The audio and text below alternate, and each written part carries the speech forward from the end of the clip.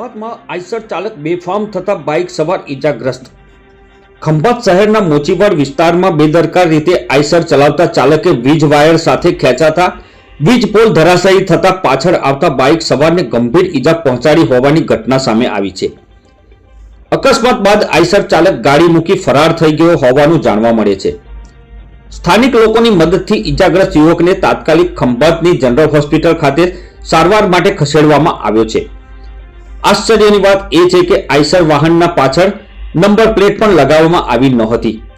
હાલ સમગ્ર ઘટનાને લઈ પોલીસે તપાસ હાથ ધરી છે અને ફરાર ચાલકને ઝડપી પાડવા માટે ચક્રો ગતિમાન કર્યા છે। મારું નામ કમલેશ છે। હવે આજે જે મોચીવાડ આગળ જે ઘટના બની છે આપની સાથે એના વિશે આપનું શું કહેવું છે? એ વિષય તો મારા અહીંથી થઈને ટેમ્પો નીકળતો હતો અને પેલી બાજુથી રિક્ષા આવતી હતી। ખાલી મેં ઊભી રાખી હતી આગળ અને ટેમ્પાએ અંદર ખેંચી અને અંદર થાંભલો લઈને વાપાડ્યો ઉપર। તે થાંભલો સીધો મારી ઉપર પડ્યો। ટેમ્પાની અંદર જીબીનો વાયર ભરાયો હતો એ સમયે ટેમ્પાવાળાએ ગાડી ઊભી રાખી હતી। એ તો મને તો બાને ન હોય તે ખ્યાલ નતો મારી પર પડ્યું।